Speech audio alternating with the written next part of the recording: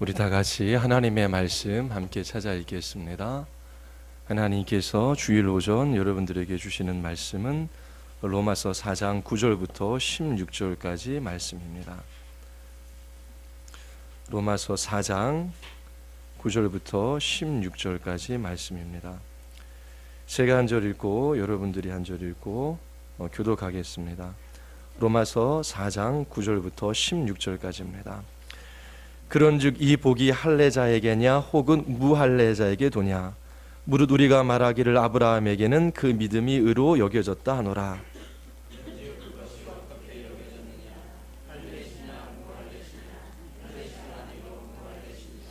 그가 할례의 표를 받은 것은 무할례 시에 믿음으로 된 의를 인친 것이니 이는 무할례자로서 믿는 모든 자세의 조상이 되어 그들도 의로 여기심을 얻게 하려 하심이라.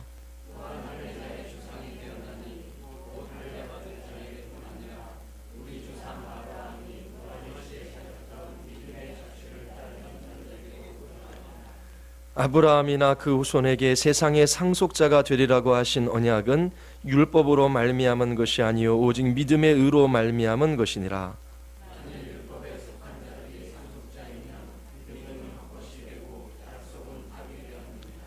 율법은 진노를 이루게 하나니 율법이 없는 곳에는 범법도 없느니라.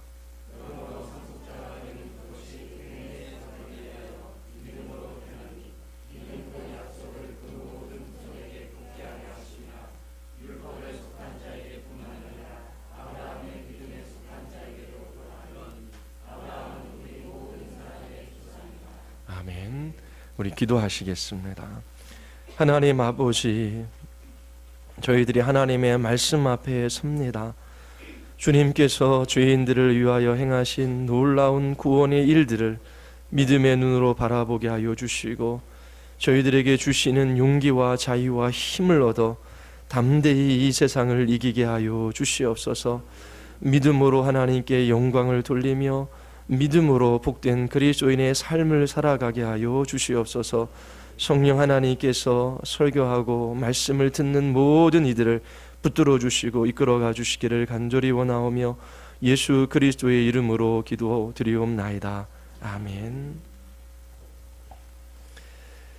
사도 바울은 로마서 3장에서 믿음으로 의롭다함을 얻는 이 이신칭의의 진리를 설명했습니다. 그리고 나서 4장에서는 이것이 진리임을 논증하고 있습니다. 예수 그리스도를 바라봄으로 그를 믿음으로 말미암아 구원받는 이 놀라운 은혜에 대해서 증거하고 있는 것이지요. 교회에 나와서 신앙생활을 하더라도 두 종류의 사람으로 나뉘어질 수가 있습니다. 믿음으로 말미암아 구원받는다라고 하는 것이 무엇인지를 알고 신앙생활하는 사람이 있고 그렇지 않은 종교생활을 하는 사람들이 교회 안에 있습니다. 그 삶이 복음에 기초할 수도 있고 율법에 기초할 수도 있는 것입니다. 그렇게 종교적인 삶인지 아니면 복음에 기초한 신앙생활인지 그 차이에 관해서 몇 가지를 여러분들에게 말씀을 드리겠습니다. 율법에 기초한 종교적인 삶을 살아가는 사람들은 이렇게 말합니다. 만약 우리가 순종한다면 하나님께서 우리를 사랑해 주실 것이다. 그런데 복음을 경험한 그리스도인들은 이렇게 말하지 않습니다. 예수 그리스도를 믿는 믿음으로 살아가는 모든 신자들은 우리가 순종할 수 있는 것은 바로 하나님께서 우리를 사랑하셨기 때문이다 라고 그렇게 말합니다. 내가 순종함으로 하나님의 사랑을 더 얻어보려고 하는 그러한 삶은 율법에 기초한 종교생활입니다. 그런데 하나님께서 나를 사랑하셨기에 그 사랑이 근거가 되고 동기가 되고 이유가 되고 목적이 되어져서 하나님 앞에 순종하며 살아가는 것입니다. 아무리 하나님께 감사해도 그 사랑의 위대함에 미칠 수가 없어요. 아무리 하나님 앞에 순종한다라고 할지라도 그 주님의 사랑에 이룰 수가 없는 것이지요. 너무나 놀랍고 크고 위대한 이 사랑이 나에게 나타났기에 그 사랑으로 우리는 순종하며 그렇게 섬기며 살아가는 사람들이 된 것입니다. 여러분, 그리스도인으로서의 삶을 살아갈 때에 우리에게 일어나는 모든 일들을 우리가 다 알 수 있는 것이 아니지요. 그런데 분명한 것은 하나님의 뜻이 있다라고 하는 것입니다. 하나님의 뜻은 두 가지로 이루어져 있습니다. 감춰진 뜻이 있고요, 그리고 나타난 뜻이 있습니다. 결혼을 할 때에 우리 청년들 하나님 앞에 기도하지요. 하나님, 이 사람이 하나님께서 정해주신 짝입니까? 아닙니까? 하나님이 이 형제가, 이 자매가 하나님께서 허락하신 자매인지 형제인지 그렇게 직접적으로 알려주시지 않으셔요. 그 분명한 뜻을 잘 몰라요. 그런데 나타난 뜻이 있어요. 불신자와 결혼하면 안 된다라고 하는 것입니다. 이처럼 하나님께서 우리에게 분명히 계시를 통해서 말씀하시는 분명한 뜻이 있는 반면 우리에게 일어나는 모든 사건이나 현상이나 일들을 바라볼 때에 여기에 하나님의 뜻이 있는지 없는지, 어떤 하나님의 뜻이 있는지 우리는 다 알지 못하는 거예요. 그래서 괴롭지요. 힘들지요. 그런데 분명한 하나님의 나타나신 뜻, 그게 뭐예요? 하나님께서 나 같은 죄인을 사랑하신다라고 하는 것입니다. 그 사랑을 어디서 확인하십니까? 하나님께서 나에게 건강을 주셨기에, 우리 가정에 부요함을 허락하여 주셨기 때문에, 하나님께서 지혜와 지식과 능력을 주셨기 때문에 하나님께서 나를 사랑하시는구나. 나에게 건강도 없고 부도 없고 지혜도 지식도 능력도 없기에 하나님께서 나를 사랑하시지 않는구나. 여러분들에게 주신 그 무엇 때문에 하나님의 사랑을 확인하십니까? 아니지요. 예수 그리스도, 그분의 십자가의 죽으심을 통하여 우리는 하나님의 사랑을 확인합니다. 하나님, 지금 일어나고 있는 이 일의 의미에 관해서 하나님께서 왜 이러한 일들을 나에게 주셨는지 그 뜻을 다 알지 못하지만 하나님, 제가 분명하게 알고 있는 것 하나 있습니다. 그것은 하나님께서 나 같은 죄인을 사랑하셨다라고 하는 것입니다. 그 아들 예수 그리스도를 십자가에 내어주심으로 말미암아 믿는 나를 구원하셔서 주의 자녀 삼아주셨지요. 하나님, 지금 이런 일들이 일어나고 있는 이 일들이 어떠한 하나님의 뜻 가운데 어떻게 펼쳐질지 모르지만 저는 확신합니다. 하나님의 사랑을 확신합니다. 그러기에 저는 지금 이 순간 하나님의 말씀에 순종하며 인내하며 이 길들을 걸어갑니다. 그러면서 그 십자가에서 하나님의 사랑을 확인하고 그 일어난 일들로 인하여 하나님의 사랑을 의심하지 아니하고 하나님 앞에 인내하며 순종하는 삶을 살아갑니다. 누가요? 복음을 경험한 사람, 복음을 근거로 해서 신앙생활하는 사람들이 그러해요. 그런데 이 복음을 모르는 사람들은 순종함으로, 하나님 앞에 무엇을 함으로 하나님의 사랑을 받아보려고 합니다. 복음을 경험한 사람들은 이 세상이 죄인으로 가득 차 있다라고 하는 것을 알고 있습니다. 자기 자신도 죄인이지요. 나는 회개하고 구원받은 죄인이고 저 사람들은 회개하지 않는 죄인일 뿐이다. 그런데 율법의 근거에서 종교 생활을 하는 사람들은 율법을 지키면 선한 사람이고 율법을 어기면 악한 사람이다. 선한 사람이 있고 악한 사람이 있다라고 그렇게 생각합니다. 그리고 율법에 기초한 종교적인 생활을 하는 사람들은 자신이 행한 일을 신뢰하지요. 자기 자신이 해야만 하는 일들에 관해서 그는 집중합니다. 그런데 복음에 근거한 신앙생활을 하는 사람들은 자기 자신이 행한 일이 아니라 죄 없으신 예수 그리스도께서 우리를 위하여 행하신 그 일들을 바라보고 예수 그리스도만을 신뢰합니다. 내가 해야만 하는 일들이 무엇인지 의무를 먼저 생각하기보다도 하나님께서 나에게 행하신 그 놀라운 일들이 무엇인지 먼저 생각합니다.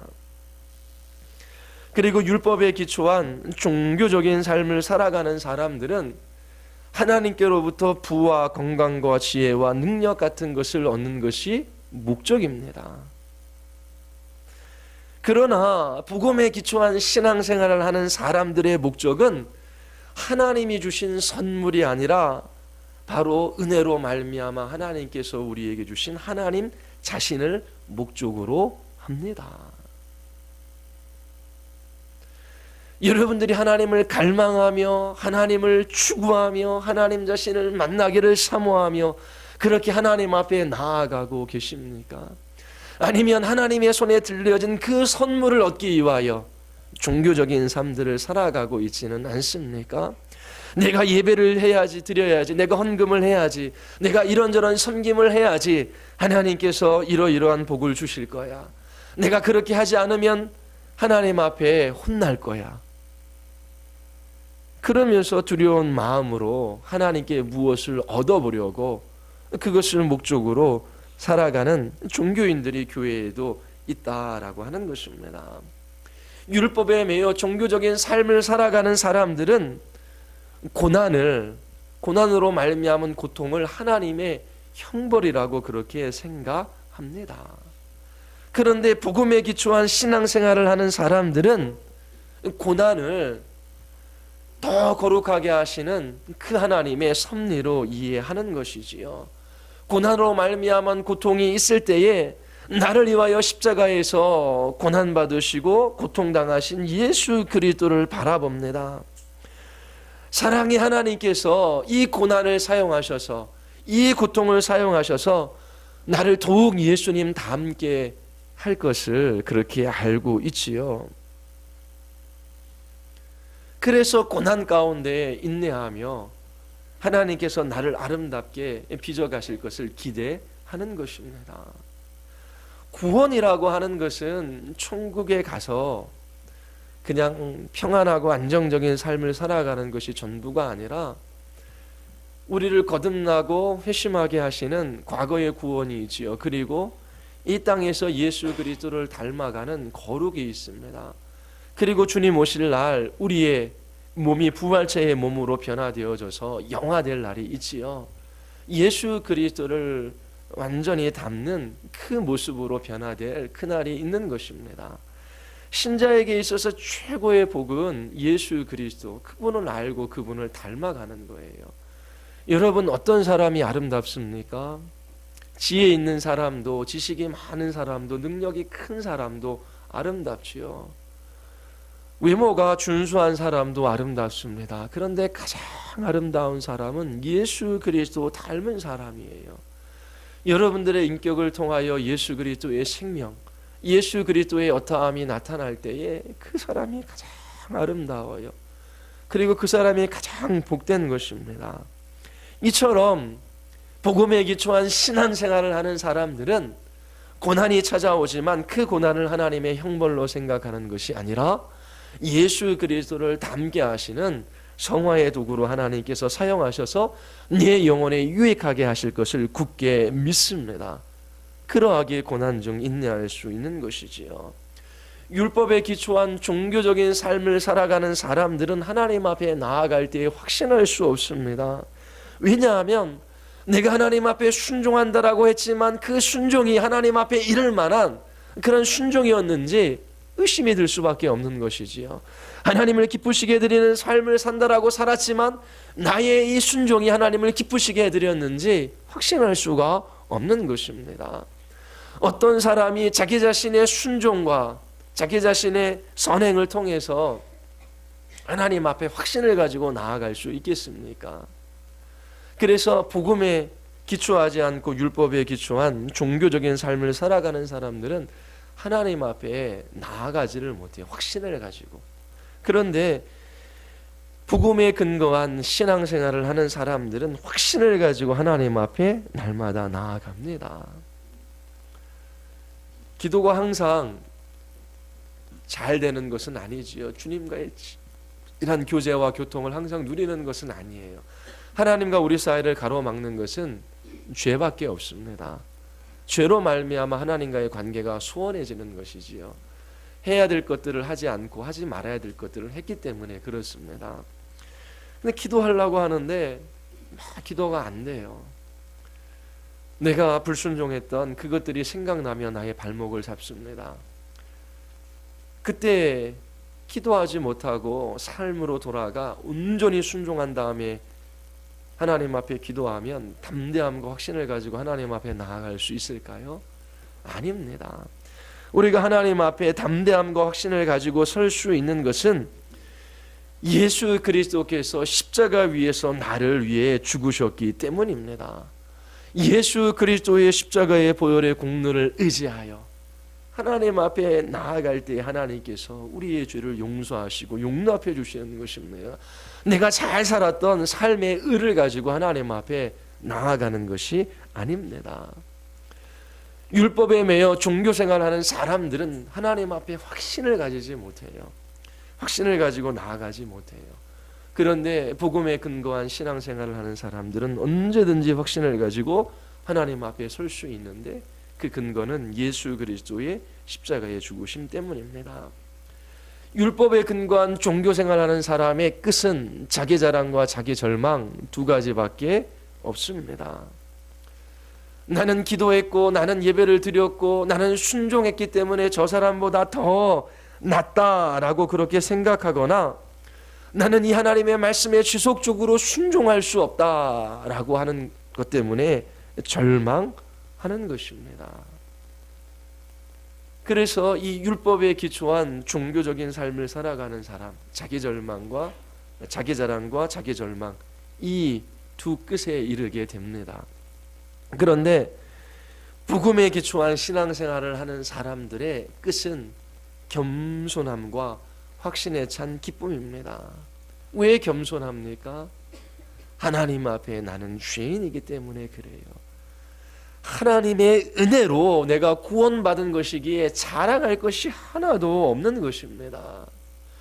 그러나 내가 죄인임에도 불구하고 나를 통하여 내 안에서 나를 위하여 일하시는 예수 그리스도의 능력 때문에 확신에 찬 기쁨을 가지고 이 땅에서 살아갈 수 있는 것입니다.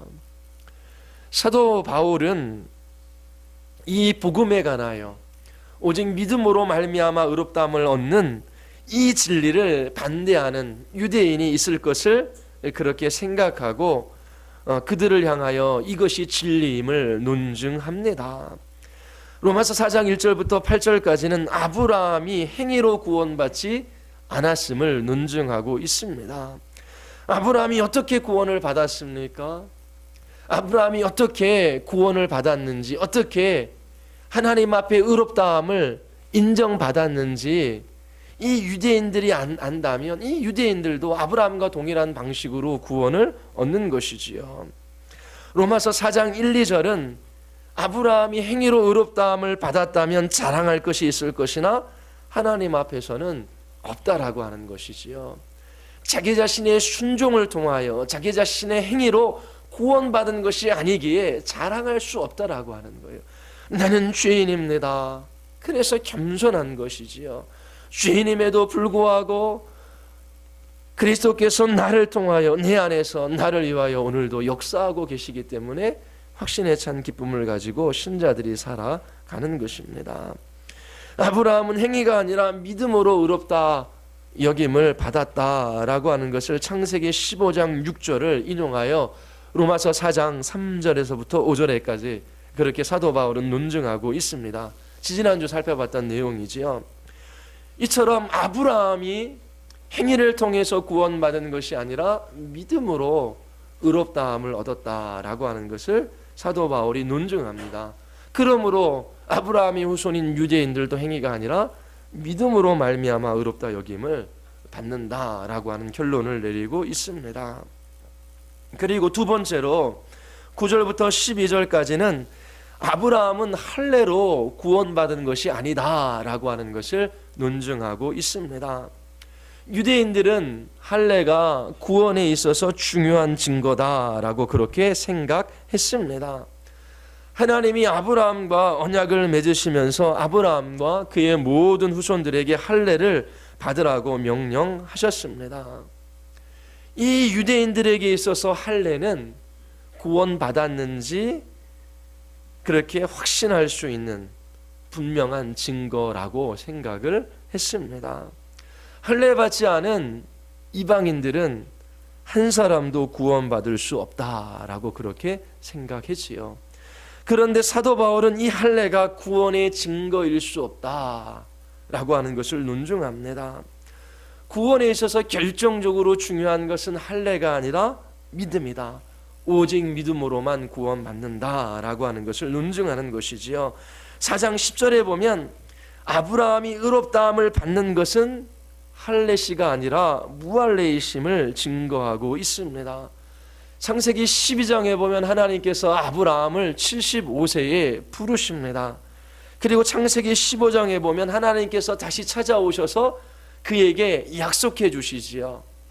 그 약속을 아브라함이 믿었습니다.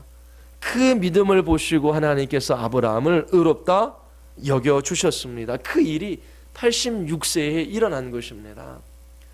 그리고 창세기 17장에 보면 아브라함은 99세에 할례를 행합니다. 할례를 행함으로 의롭다함을 받은 것이 아니지요. 아브라함은 할례를 받기 전 믿음으로 의롭다함을 받았습니다. 그러므로 의롭다함을 받는 이것은 믿음으로 말미암은 것이지 할례가 아님을 유대인들에게 논증하고 있습니다. 그렇다면 왜 하나님께서 믿음으로 의롭다함을 받은 아브라함에게 할례를 행하라고 하셨습니까? 그것은 이 할례가 믿음으로 의롭다함을 받은 표요인이 되기 때문입니다. 하나님께서 아브라함에게 찾아오셔서 약속하셨어요. 너의 후손으로 말미암아 복의 근원이 되게 할 것이다. 많은 자손들을 허락하고 또 땅을 너에게 기업으로 줄 것이다. 그 하나님의 약속을 아브라함은 믿었습니다.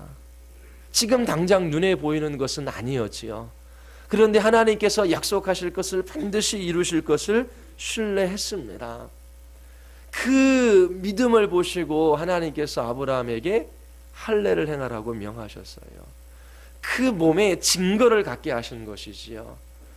그 할례를 통하여 너는 하나님의 백성이며 내가 하나님의 백성들에게 약속한 그 약속을 반드시 이루어 갈 것이다 라고 하는 증거를 남겨주신 것입니다.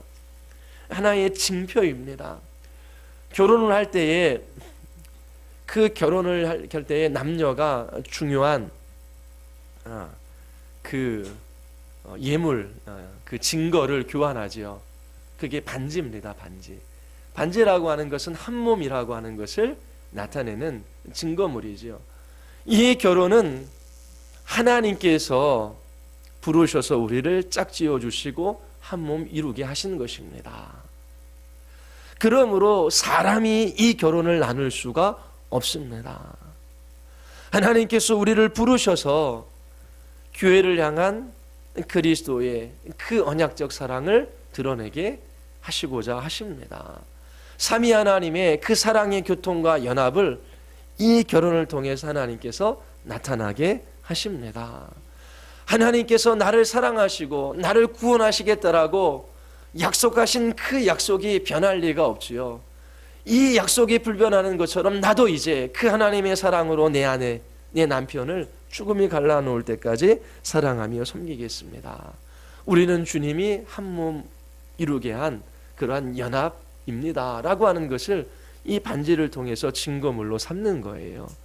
그러면 반지가 없는 것보다 있는 것이 더 유익될 수 있어요. 왜냐하면 손에 낀 반지를 보면서 그 결혼의 의미와 목적을 생각할 수 있기 때문에 그런 것이지요.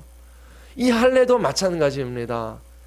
아브라함의 자손 중 이스마엘도 할례를 받았지만 그는 구원을 받지 못했어요. 이 할례는 신약에서 세례이지요. 세례를 안 받아도 구원을 받습니다.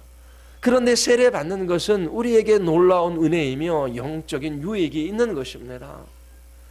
이처럼 아브라함에게 하나님께서 할례를 행하라고 하신 것은 믿음으로 의롭다함을 얻은 사람, 하나님의 백성임을 도장으로 인쳐 주신 것입니다. 아브라함이 이처럼 믿음으로 의롭다함을 얻었다라고 하는 그 증거로 할례를 받은 것이지, 할례가 구원을 보장해 주거나 구원의 증거는 아니다라고 하는 것입니다. 아브라함이 무할례 시에 믿음으로 의롭다함을 받았다라고 하는 그 의미가 무엇이냐면, 아브라함은 믿음으로 의롭다함을 받는 모든 유대인과 이방인들의 조상임을 우리에게 알려주는 것입니다. 믿음으로 의롭다함을 받은 사람은 유대인이든지 이방이든지 다 아브라함의 후손이다라고 하는 것을 우리에게 가르쳐주고 있습니다. 이처럼 아브라함을 예로 들어 첫 번째로 아브라함은 행위가 아니라 믿음으로 구원받은 것이다. 그리고 두 번째로 아브라함은 할례가 아니라 믿음으로 구원받은 것이다 라고 하는 것을 논중하고요. 그 다음에 13절부터 16절까지는 아브라함은 율법으로 구원받은 것이 아니다 라고 하는 것을 논증합니다. 유대인들은 주장하지요. 하나님께 의롭다함을 받기 위해서는 율법을 철저히 지켜야 한다라고 그렇게 말합니다. 그런데 사도 바울은 그렇게 말하지 않습니다. 하나님께서 아브라함과 그의 후손들에게 온 세상을 주시겠다라고 13절에 약속했습니다. 하나님께서 아브라함을 많은 민족의 조상으로 세우겠다라고 약속하셨지요. 그들이 율법을 지킴으로 말미암아 이 약속을 가졌던 것이 아닙니다. 하나님께서는 율법이 있기 전 이 아브라함에게 주어진 이 약속을 믿음으로 하나님께서 아브라함을 의롭다라고 하셨습니다. 아브라함과 그의 후손들에게 주어진 이 약속은 율법이 주어지기 전 약 430년 전에 그렇게 주어진 것이지요. 그래서 아브라함이 율법으로 말미암아 하나님의 말씀을 받고 그가 의롭다 인정받은 것이 아닙니다. 아브라함은 하나님의 말씀을 받고 믿음으로 의롭다 여김을 받은 것입니다. 이처럼 아브라함이 의롭다함을 받은 것은 행위도 할례도 율법도 아닌 오직 믿음이다라고 하는 것입니다. 예수 그리스도를 바라봄으로, 예수 그리스도를 믿음으로 베풀어 주시는 구원의 은혜는 차별이 없어요. 빈부, 그리고 지식의 많고 적음, 그리고 신분, 그리고 혈통, 그것과 상관없이 모든 사람들이 예수 그리스도를 믿음으로 구원에 이를 수 있게 된 것이지요. 4장 9절 한번 보십시오. 우리 같이 한번 읽어보겠습니다. 4장 9절.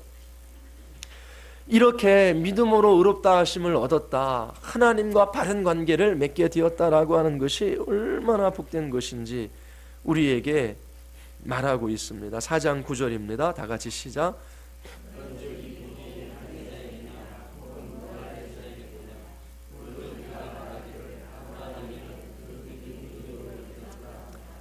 사도 바울은 행복에 관해서 이야기합니다. 행복하고 싶으시지요? 그렇죠? 행복을 추구해서는 행복을 얻을 수 없다.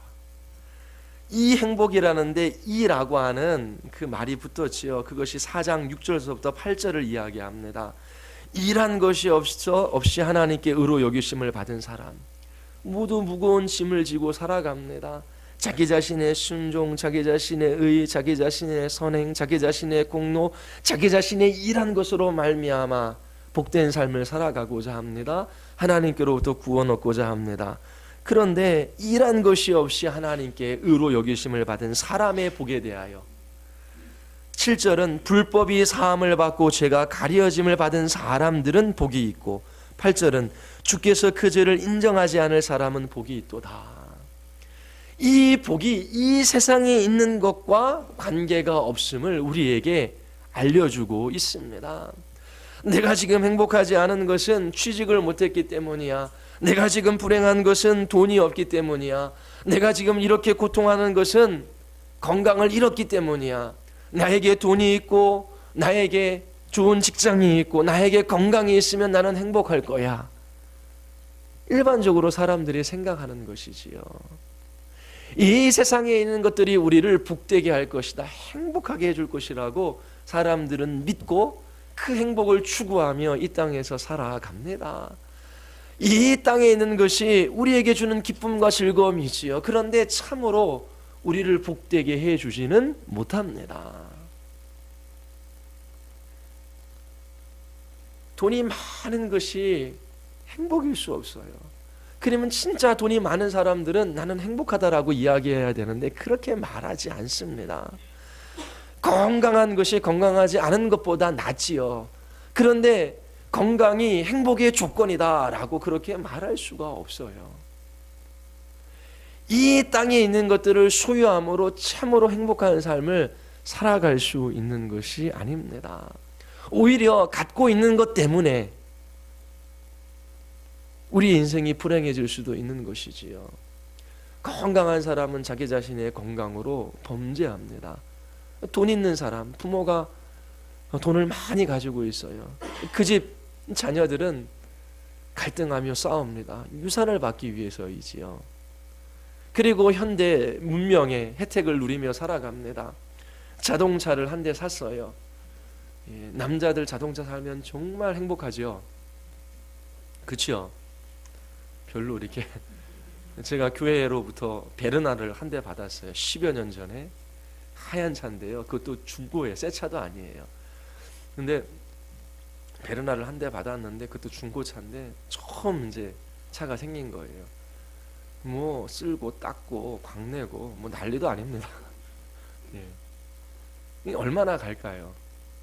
그리고 차가 없었으면 괜찮았을 텐데 그 차를 몰고 다니므로 교통사고가 나요. 자기도 해를 입고 다른 사람도 해를 입히기도 하지요.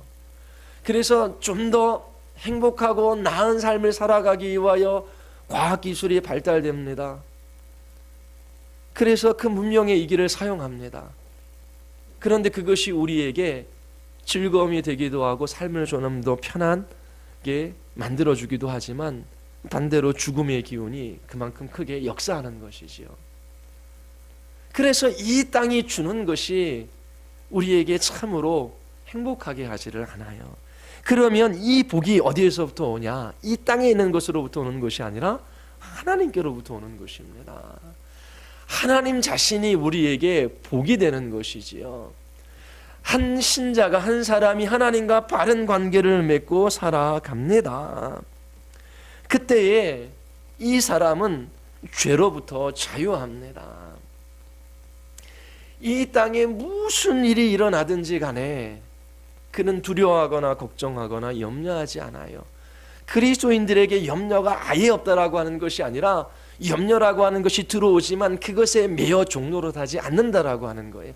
두려운 때가 있지만 그 두려움에 매여 종노릇하며 그릇된 길로 하나님께서 가지 않게 하시는 거예요. 그것을 이길 수 있는 은혜의 힘이 있는 것이지요. 이 땅에 있는 그 모든 일어나는 일들, 하나님의 주권적인 통치와 다스림 안에 일어나는 일들입니다. 그 모든 일들은 하나님의 영광과 신자된 우리의 유익을 위하여 하나님께서 계획하신 거예요. 그러니까 이 세상 사람들이 소중하게 여기는 것, 빼앗기면 큰일 나는 것, 그런 것 때문에 안달하지 않아요. 가족은 하나님께 주신 선물이지요. 그런데 어떻게 해요? 아내가 나보다 먼저 죽을 수 있고 남편이 나보다 먼저 죽을 수 있어요.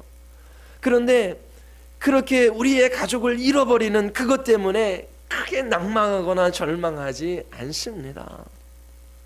그리고 직장, 하나님께서 일하게 하신 곳이지요. 직장을 잃어버리는 것 때문에 두려워하지 않습니다. 우리의 자녀들 귀한 선물이지요. 그런데 자녀들이 건강하지 못한 것 때문에 우리는 괴로워하지 않습니다. 왜요? 분명히 사람들 눈에 보이기에, 그리고 내 눈에 보이기에 좋지 않은 것일 수 있지만 하나님과 바른 관계를 맺고 있어요. 선하신 하나님께서, 그 아들을 십자가에 내어주신 하나님께서 이 온 우주 만물을 통치하고 다스리시는데, 그리고 분명한 계획과 목적을 가지시고 하나님께서 역사하고 계시는데, 이 모든 것이 나의 불순종, 나의 죄로 말미암은 형벌이 아니라 하나님께서 당신의 영광과 우리의 유익을 위하여 하나님께서 주신 것이라고 하는 확고한 믿음이 있기 때문에 그래요. 그래서 자유한 것입니다. 이 복음 때문에 자유한 거예요. 여러분들에게 이런 믿음이 있습니까? 내가 생명을 잃어버린다라고 할지라도, 내가 가족을 잃어버린다라고 할지라도, 내가 재산을 잃어버린다라고 할지라도, 내가 건강을 잃어버린다라고 할지라도 그 잃은 것 때문에 낭망하는 것이 아니라 하나님이 나의 하나님이시기에 내가 하나님과 바른 관계를 맺고 있기 때문에 이 모든 것을 하나님께서 신자된 나의 유익과 주의 영광을 위하여 허락하신 것이기에 아멘, 그리스도 안에서 아멘하며 그 모든 것들 앞에서 낭망하고 절망하지 않고 소망을 가지고 하나님 앞에 살아갈 수 있는 사람들, 그 사람들이 복되지 않습니까? 조금 무엇인가 원하는 것을 소유하면 막 기뻐 날뛰어요. 그런데 원하는 것을 얻지 못했거나 가졌던 것을 잃어버리면 죽을 것 같이 슬퍼하며 살아갑니다. 그게 복된 사람들의 모습입니까? 아닙니다. 이 세상은 우리를 진정으로 행복하게 해줄 수 없어요. 하나님을 소유한 사람, 하나님과 바른 관계를 맺은 그 사람들은 이 땅에 무슨 일이 일어날지라도 그것은 하나님께서 우리를 진노하시고 심판하시는 죄의 형벌이 아니기에, 하나님께서 당신의 영광과 우리의 유익을 위하여 허락하신 일이기에 이처럼 복된 상태, 그리스도 안에서 만족하며 그 마음의 평안과 안정을 누리고 소망을 가지고 하나님 앞에 살아갈 수 있는 것입니다. 이러한 용기와 담대함과 자유함, 이것이 복음으로 말미암아 우리에게 주어진 것이죠. 그 사람이 복되지 않습니까? 뿐만 아니라 죽음으로부터 우리는 자유합니다. 죽음의 공포로부터 우리는 자유해요. 전에 교회에 있을 때에 저쪽 충북에서 요양원을 하시는 분이 있으셨어요. 그래서 주중에는 그 요양원에서 이제 있다가 주말에는 교회에 토요일 날 올라오셔서 섬기시고 또 이제 월요일 날 내려가시는 그런 분이셨어요. 제가 그쪽에 한번 신방을 갔었습니다. 한 20여 분 되신 노인분들이 계셔요. 치매에 걸리신 분들도 있고요. 그리고 병상에 누워만 있어야 할 분들도 있고요. 또 연세 많이 드신 분들도 있어요. 그런데 이 집사님하고 교제하는데 이 집사님이 그렇게 말씀하시더라고요. 목사님, 제가 이 요양원을 하는 목적은 복음을 전하기 위함입니다. 그러면서 나중에 신학 공부까지 하시더라고요. 왜냐하면 세례, 거기서 복음을 받아들이고 예수 믿는 사람들 세례 주려고요.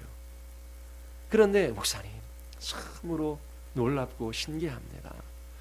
이렇게 들어와 여러 할머니들이 계시잖아요. 근데 그 죽는 일들이 많이 돌아가셔요. 왜냐하면 연세들이 많기 때문에 그래요. 장례를 수시로 치른대요. 그런데 이렇게 예수 그리스도를 믿는 믿음, 정말 하나님, 나는 죄인이고 공로도 자격도 의도 없는데 나 같은 사람을 향하여 그 아들 예수 그리스도를 주셨어요. 그리스도를 바라보는 자들에게 하나님께서 죄 용서함을 하시고 그리스도의 의를 옷 입혀서서 하나님의 자녀 삼아주시고 하나님과 바른 관계 속에서 살아가게 하셨지요. 이렇게 복음을 듣고 아멘하는 그 할머니 할아버지들이 돌아가셨을 때에는 그 얼굴 표정이 편안하대요. 그런데 복음을 전해도 듣지 않고 그리고 부인하고 그렇게 사시다가 죽음이 찾아왔을 때 두려워하고 그 공포감 속에서 얼굴이 그렇게 일그러진 채 그렇게 죽음을 맞이하는 모습들을 본인은 종종 본다라고 그렇게 이야기를 합니다. 하나님과 바른 관계를 맺을 수 있는 것이 자기 자신의 공로나 의가 아니에요. 은혜예요, 은혜. 그 아들을 십자가에 내어주신 은혜, 그거를 믿는 거예요. 그래서 하나님 앞에 서는 것이 두렵지가 않아요. 이 육체의 죽음이라고 하는 것은 썩지 아니할 영원한 기업을 받기 위하여 우리에게 필요한 과정이에요. 이 유한하고 썩는 육체로는 하나님의 유업을 기업으로 받을 수 없기에 하나님께서 죽음이라는 과정을 거치게 하신 것이지요. 그래서 이 죽음을 두려워하지 아니하고 주님 품으로 가는 거예요. 죽음이 살짝 우리에게 두려움으로 다가올 수 있지요. 그런데 어떻게 해요? 약속의 말씀을 붙드는 믿음이 있는 거예요. 믿음이 있는 거예요. 한 분은 교회에서 사역을 하는데 추석 때인가 명절 때예요. 저쪽 목포에서 전화가 왔어요. 목사님 한림대 병원에 그 중환자실에 그 한 집사님이 누워 계시는데 꼭 가서 복음을 전해 주십시오. 가봤더니만 이제 예수님을 안 믿는 사람인 줄 알았더니만 안수 집사님이래요. 그런데 막 복수가 져서 배가 이렇게 올라오는데 막 그 죽음에 관해서 두려워하고 계시는 거예요. 그래서 복음을 이야기했죠. 복음을 선포했죠. 그 예수님 믿는 사람들도 순간 두려워할 수 있어요. 근데 그가 약속의 말씀을 붙들어요. 그리고 평안한 모습으로 주님께로 돌아가는 거죠. 왜요? 내가 주님의 품에 안길 수 있는 것은 내 공로, 내 자격, 내 의가 아니라 예수 그리스도 그분의 의로 말미암아 내가 주님 앞에 설 수 있게 된 것이니까요. 그래서 평안하게 주님 품으로 안기는 거예요. 이처럼 죽음으로부터 자유하는 것이지요. 그리고 하나님과 바른 관계를 맺은 사람들 하나님이 함께 하시죠. 다윗이 시편 23편 1절에서 여호와는 나의 목자시니 내게 부족함이 없으리로다. 다윗이 지복의 상태를 누리고 있는 것 아닙니까? 다윗이 내가 왕이기 때문에 권력을 가졌기에 내 왕궁에 금은보화가 많기 때문에 나를 따르는 수많은 병사들이 있기 때문에 나는 부족함이 없다라고 말했습니까? 아니지 않습니까? 여호와는 나의 목자시니 내게 부족함이 없으리로다. 내가 사망의 음침한 골짜기라도 다닐지라도 해를 두려워하지 않을 것은 사망의 음침한 골짜기를 다닐 때에 해를 입을 수 있지요. 근데 두려워하지 않아요. 그 이유가 뭐예요? 주께서 나와 함께함이라. 주의 지팡이와 막대기가 나를 안위하시나이다. 주님이 나와 함께 하시는 거예요. 내가 잘난 것이 있어서가 아니지요. 예수 그리스도께서 나를 통해서 내 안에서 오늘도 나를 위하여 역사하고 계시기 때문에 우리가 이 확신을 가지고 하나님 앞에 한 걸음 한 걸음 이 인생의 길들을 걸어갈 수 있는 것입니다. 여러분들이 율법이 아니라 이 복음의 근거에서 신앙생활을 하시기 바랍니다. 이 복음에 근거하여 직장생활하고 이 복음에 근거하여 가정생활을 하십시오. 이 복음을 기초로 해서 여러분들이 하나님 앞에 살아가시기를 바랍니다. 용기가 있고요, 자유함이 있고요, 담대함이 있습니다. 이 세상을 이기는 힘을 하나님께서 우리에게 주십니다. 예수 그리스도를 바라보십시오. 우리 같이 한번 기도하시겠습니다.